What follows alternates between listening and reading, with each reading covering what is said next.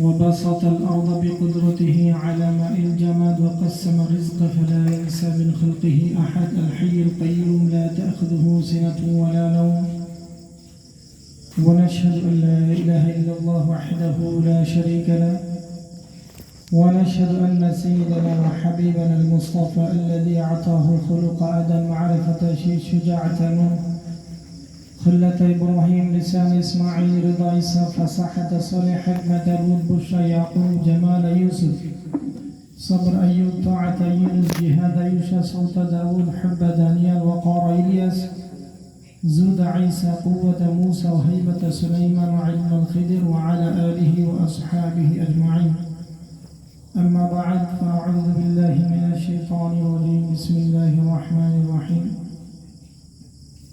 يا أيها الرسول بلغ ما أنزل إليك من ربك وإن لم تفعل فما بلغت رسالته والله يعصمك من الناس وقال النبي صلى الله عليه وسلم الناس معادن كمعادن الذهب والفضة رواه البخاري أو كما قال عليه الصلاة والسلام আল্লাহ সুবহানাহু ওয়া তাআলা দরবারে লাখো কোটি শুকরিয়া যে মহান তাবারক ওয়া তাআলা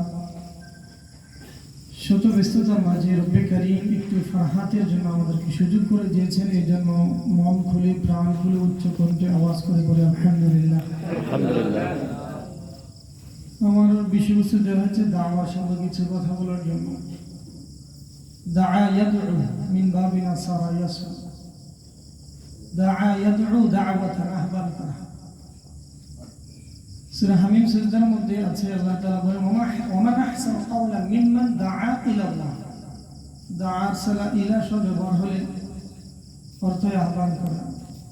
আর কথার চেয়ে উত্তম আর কার কথা হতে পারে যে মানুষকে আল্লাহ তাআলার দিকে ডাকে। আর সেই বুখারীতে আছে আল্লাহ রাসূল আন-নাসু মাআদিন কা মাআদিন যাহাবি ওয়াল ফিদ্দা। মানুষ হলো খনি কামাআদিনি যাহাবি ওয়াল ফিদ্দা, স্বর্ণ এবং রূপার খনির মতো। আসলে মোহতারাম উপস্থিতি, আল্লাহ তাআলা অল্প সময় হায়াত দিয়ে আমাদেরকে পাঠিয়েছেন। এটা আল্লাহ তাআলার শুকরিয়া। আমরা এখন সুন্নতি লিবাসে আছি, মুখে দাঁড়িয়ে আছে অসংখ্য মানুষ। আমাদের সমাজে এমন আছে যাদের টুপি নেই, দাড়ি নেই, আল্লাহর হুকুম রাসূলের তরিকা মতো জীবনযাপন করে না। মাদারিসে কওমিয়াতে ছাত্র সংখ্যা ভর্তি হয় প্রায় 2% হয়, বাকি আরো 98% মাদ্রাসা থেকে দূরে। এই সংখ্যাগুলো তারা আমাদের ভাই, মুসলিম ভাই, যেটা আমাদের দায়িত্ব। আজকে দেখেন রাশিয়াতে বুখারা, সমরকন্দ, ইমাম বুখারী, মুসলিম, তিরমিজি, ইমাম বুখারী রাহিমাহুল্লাহ এক দশে 70,000-এর মতো ছাত্র উপস্থিত হবে। সে বুখারা, রাশিয়া, সমরকন্দে বড় বড় জামিয়া ছিল, কিন্তু মেহনত ছিল 4 দেয়ালের ভিতরে মেহনত। তো মাদ্রাসাগুলো এত আলেম বিদ্বেষী ছিল, তারা মাদ্রাসার বাহিরে যারা মাদ্রাসাগুলো জ্বালিয়ে দিয়েছে, উলামায়ে কেরামকে জবাই করে হত্যা করেছে। আমরাও যদি আমাদের খেদমতগুলোকে 4 দেয়ালের ভিতরে আবদ্ধ রাখি, আমাদের পরিস্থিতি এমন হবে। দেখেন চতুর্দিকে খ্রিস্টান মিশনারি মেহনত, কাদিয়ানীদের মেহনত। খ্রিস্টান মিশনের মধ্যে টার্গেট হচ্ছে 2050 সালের মধ্যে বাংলাদেশকে খ্রিস্টান রাষ্ট্র হিসেবে ঘোষণা করবে। এই জন্য আমার দেশ পত্রিকা রিপোর্টার যে 2010-এ উত্তরবঙ্গে 10,000 মুসলমান খ্রিস্টান ধর্ম ত্যাগ করেছে, খ্রিস্টান হয়েছে। 10,000 মুসলমান খ্রিস্টান হয়ে গেছে। আমরা যখন মাদারীপুরে পড়ি তখন 2010 সালের দিকে আমরা যাই উত্তরবঙ্গে পড়ি, প্রায় 70 জনের মতো। 3 দিন আমরা গাছটার আমল করি, আলহামদুলিল্লাহ 3 জন মানুষ কালিমা পড়ে মুসলমান হয়েছে। এবং আমরা এটা মজমা করেছি 3য় দিন। তো মানুষ তারা জানে না আসলে আল্লাহ তাআলা যে কত বড়। জান্নাত, জাহান্নাম, মৃত্যু, এমন মানুষ পেয়েছি 20 বছর ধরে সে মসজিদে যায়। ভাই, এটা আমাদের দায়িত্ব। আমরা যদি আল্লাহ তাআলার বড়ত্ব যদি মানুষের কাছে গিয়ে তুলে ধরি, রব্বে কারীম আল্লাহকে, যিনি অস্তিত্বহীন থেকে আমাদের অস্তিত্ব দিয়েছেন। আল্লাহ তাআলা সূরা দাহরের মধ্যে বলেন, এক নম্বরে হালা তাআলা ইনসান হাইয়ুম মিনাদ দাহর লাম ইয়াকুন শাইআন মাযকুরা। মানুষ, তোমার কি এমন একটি সময় অতিবাহিত হয়নি যে সময় তুমি কিছুই ছিলে না, তোমার নাম ছিল না, তোমার বংশ ছিল না, তোমার পরিবার পরিজন কেউই ছিল না। কে তোমাকে এত সুন্দর স্ট্রাকচার একটা বডি দিল? কে তোমাকে এত সুন্দর চেহারা দিল? আল্লাহ তাআলা সূরা হজ্জের 5 নম্বর আয়াত আল্লাহ তাআলা বলেন, ফাইন্না খালাকনাকুম মিন তুরাবিন সুম্মা মিন নুতফা সুম্মা মিন আলাকা সুম্মা মিন মুদগা। আল্লাহ তাআলা বলছেন, আরে তোমাকে আমি কিভাবে সৃষ্টি করলাম? বিদ্যুতি দুর্গন্ধময় পানি থেকে, সেখান থেকে আলাকা জমাট রক্তে পরিণত করলাম, সেখান থেকে মুদগা গোশতের টুকরায় পরিণত করলাম, গোশতের টুকরার মধ্যে কুচি কুচি হাড় দিয়ে চামড়া দিয়ে আচ্ছাদিত করে স্ট্রাকচার বানিয়ে 10 মাস 10 দিন লালন পালন করে সুম্মা নুখরিজুকুম তিফলা। আল্লাহ তাআলা বলছেন, এরপর আমি তোমাকে শিশুর আকারে তোমার মায়ের পেট থেকে বের করে নিয়ে আসছি। আল্লাহ তাআলা কত বড়! আসার পর আল্লাহ তাআলা চিত্র তুলে দিলেন, তাতাহাররাক, তুমি যখন আসলে নড়াচড়া করতে, ফালালাকা সিন্নুন তাকতা, তোমার মুখে কোনো দাঁত ছিল না খাবারের মতো, ফালালাকা ইয়াদুন তাবতিশ, হাত ছিল ধরার ক্ষমতা ছিল না, ফালালাকা রিজলুন তামশি, তোমার পা ছিল কিন্তু পরিপূর্ণ হাঁটতে পারতে না, ফালালাকা কালবুন তাতাফাক্কার, তোমার অন্তর ছিল পরিপূর্ণ চিন্তা করতে পারতে না, ফালালাকা লিসানুন তাতাকাল্লাম, তোমার জিহ্বা ছিল কিন্তু পরিপূর্ণ কথা বলতে পারতে না। কে তোমাকে এত সুন্দর হাত দিল? ওমান জাআলাকা ইয়াদা, কে তোমাকে এত সুন্দর হাত দিল? ওমান জাআলাকা রিজলা, কে তোমাকে এত সুন্দর পা দিল? ওমান জাআলাকা কুলিয়া, কে তোমাকে এত সুন্দর পেটে দিল? ওমান জাআলাকা লিসানা, কে তোমাকে এত সুন্দর জিহ্বা দিল? এগুলো সব কে দিয়েছেন বলেন? আল্লাহ।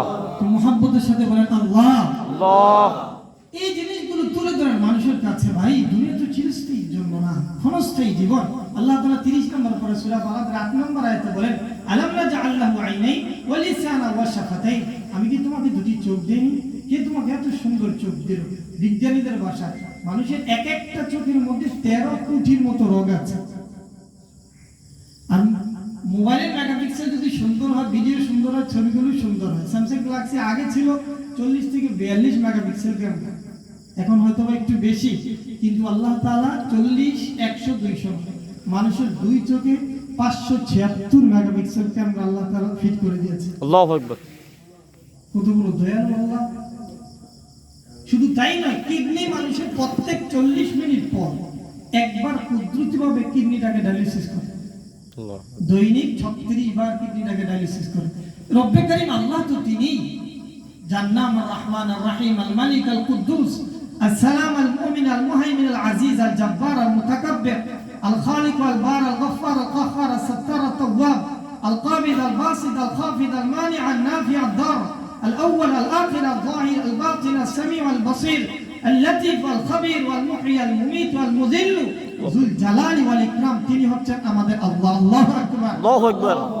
70 বারের অধিক আল্লাহ তাআলা রহমান রহিম শব্দটাকে উল্লেখ করেছেন এই মেসেজটা দেওয়ার জন্য। বান্দা, তুমি যতই গুনাহ করো, আমার কাছে 2 ফোঁটা চোখের পানি ফেলে তাওবা করো, আমি তোমার জীবনের গুনাহগুলো মাফ করে দেব।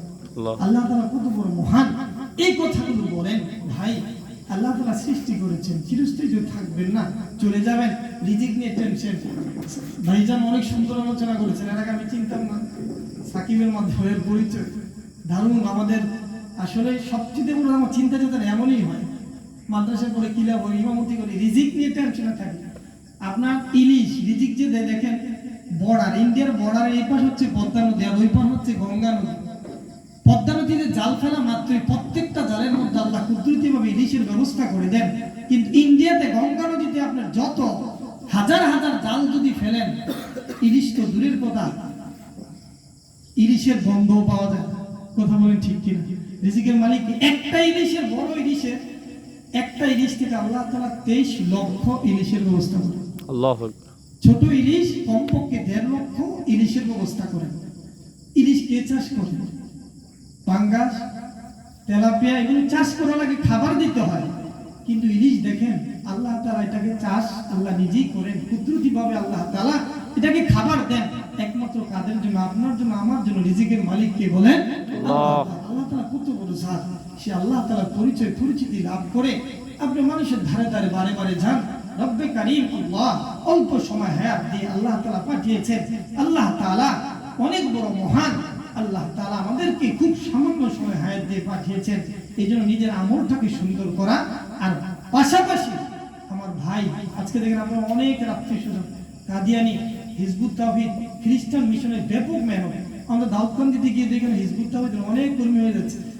তারপরে আপনার কাদিয়ানি মাদারীনগরের হজরতের ছেলে এখন বর্তমান যে মুহতামিম, উনি কাদিয়ানি যে আব্দুল মালিক সাহেব হাফিজাহুল্লাহ, ওনার একটা প্রতিষ্ঠান আছে, সেখানে 80টা ফ্যামিলি কাদিয়ানি হয়ে গেছে রাঙ্গামাটিতে, কালাপাকুজ্জা আমরা গিয়েছিলাম সেখানে।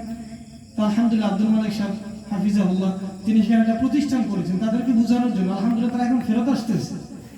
তারা খ্রিস্টান এবং কাদিয়ানিরা ওনারা বল কিনে দেয়, ক্রিকেট কিনে দেয়, বিভিন্ন খেলাধুলার সামগ্রী কিনে যুব সমাজদেরকে আকৃষ্ট করে। তাদের যে মেহনত শ্রম, সেই তুলনা ভাই আমরা কিছুই করি না। আমরা আমাদের সময়গুলো নষ্ট করি।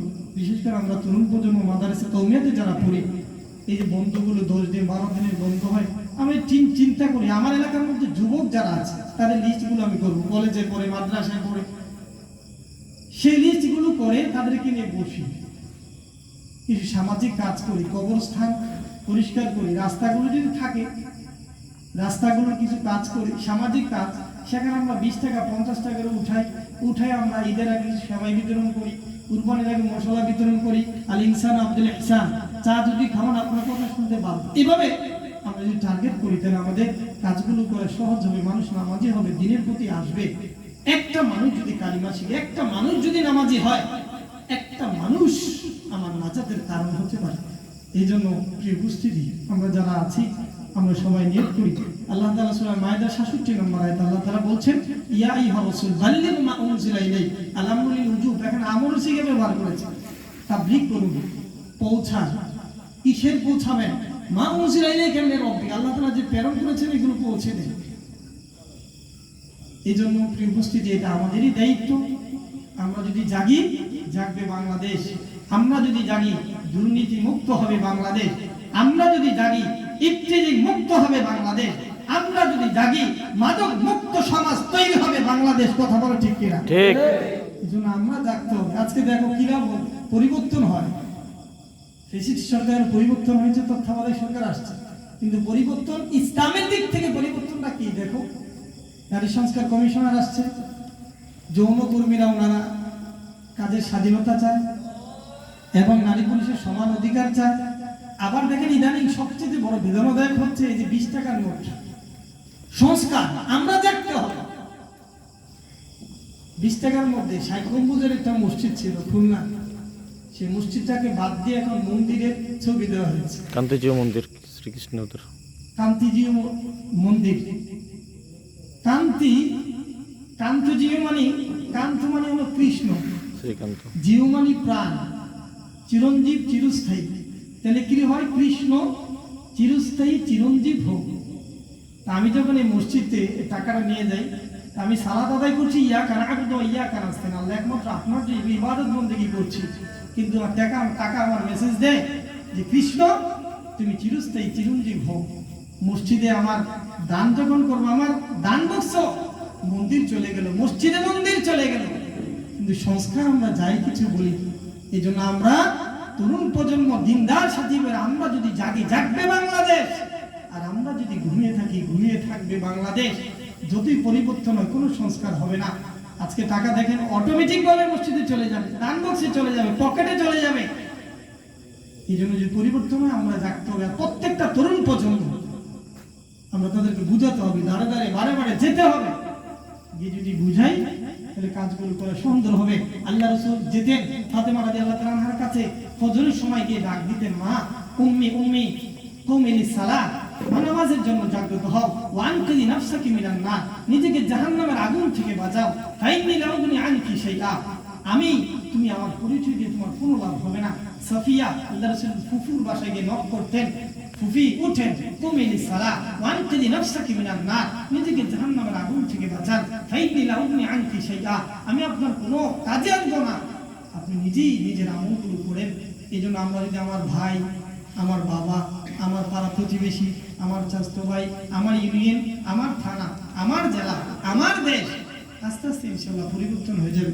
আল্লাহ তাআলা আমাদের সবাইকে নিজের ঘর, নিজের সমাজ, নিজের ইউনিয়ন, নিজের থানা, নিজের জেলা, নিজের দেশ নিয়ে বাবার পরিবর্তন করার তৌফিক দান করুন। সকলে বলুন আমিন। যে কথাগুলো বললাম, আল্লাহ তাআলা সর্বপ্রথম আমাকে এবং আপনাদের সবাইকে আমল করার তৌফিক দান করুন।